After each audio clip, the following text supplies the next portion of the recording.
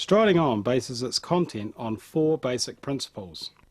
Correct posture provides a sound basis for proper running mechanics. After years of watching runners with a critical eye, I've learnt the true value of correct posture. How your hips, upper body and head are positioned will have a big impact on your ability to perform the correct running action. Often poor posture is the primary cause behind running injuries and inefficient style. Arm drive does count. Don't underestimate the importance of your arms as they play a driving role in your running action. The way in which you move your arms can have a positive or negative effect on leg movement. A bigger range of motion around the hip, knee and ankle joint increases speed and efficiency potential. One of the keys to having a great running action is functional flexibility.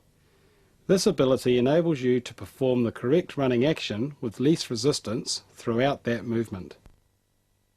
Specific running drills will help you achieve the other three principles.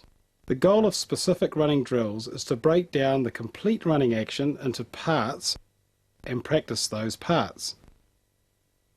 By doing this, we are able to simplify the action and concentrate on it. Ultimately, the parts are brought together into a fluid running style. Let's take a look at the running action. By analysing various parts of the running form and learning how they interact with each other, we can begin to understand what makes a runner faster and more efficient. What I've found with my athletes is if they have a fuller understanding of the running action, they are more likely to train it and maintain it. The complete action involves the upper and lower body. The lower body relates to the stride. There are three phases during a complete stride cycle: the drive, recovery, and support. The upper body relates to posture and arm drive. Let's look more closely at each phase. The drive begins once the foot on the ground starts to push back behind the runner's centre of gravity. The drive backward involves the extension of the hip, knee and ankle joints in that order. You'll note the fully extended leg well behind the centre of gravity. Also take note of the position of the hips, slightly tilted forward to allow the rear extension without restricting the opposite leg knee lift. By achieving maximum hip, knee and ankle extension sequentially and smoothly, the runner levers the body forward with greater power. Thus less strides over a given distance. The recovery involves bringing the heel of the foot toward the buttock, then pulling the knee through. You'll see a cocked foot as the heel is being pulled toward the buttock. This helps pull the heel up, reducing the load on the hamstrings. The knee pulls through with the lower leg being horizontal to the ground, keeping the weight closer to the hip, thus easier to control and move faster.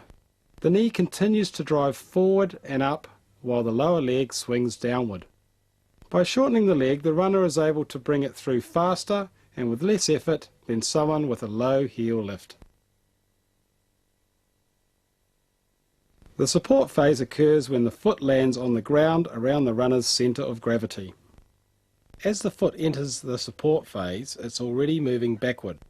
Depending on the speed of the runner, the foot strike will vary. At high speeds, the foot will land slightly on the outside and from the ball to the midfoot. At slower speeds, the foot lands more toward the rear. The important thing is that no matter what speed, your foot must land under the body's centre of gravity, not in front. The knee flexes on impact. The hip girdle also flexes, but if too excessive will affect the drive leg, hence the importance of a strong posture. These actions provide shock absorption for the runner. By landing the foot under the hips rather than in front, braking forces and impact will be reduced and forward momentum will be maintained. The position of the body from the hips to the head determines correct posture. During straight line running, the posture of the torso should be upright with a slight forward lean. The hips will tilt slightly forward and back to allow the drive and recovery leg freedom of movement.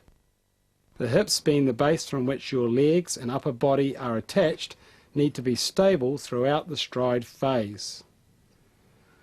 The neck is in line with the spine and eyes looking ahead and toward the ground. When there is excessive movement around the hip girdle, posture is compromised. The head remains still. The shoulders roll slightly inward with the arm drive, and the torso is square to the direction it's headed. By having a stable hip girdle, tall and still torso, the runner will minimize sideways movement and maximize forward propulsion. The movement of the arms backward and the recovery forward is the arm drive. The arm should be held at about 70 to 90 degrees at the elbow. The fingers are relaxed. The shoulders sit low. Any tension in the hands or shoulders will lead to a tense neck and subsequently movement of the head, which in turn affects posture. The elbow is driven backward as the rear foot drives from the ground. It then springs back to its original position in front of the chest and no higher than shoulder level. The arms move forward slightly toward the centre line of the body, but not across. Using the arms correctly will enhance rhythm and speed, and allow the runner to apply more force to the ground with each step, thus increasing stride.